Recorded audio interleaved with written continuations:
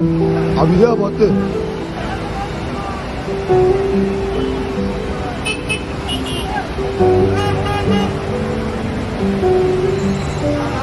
Ha adam tutmuşsun.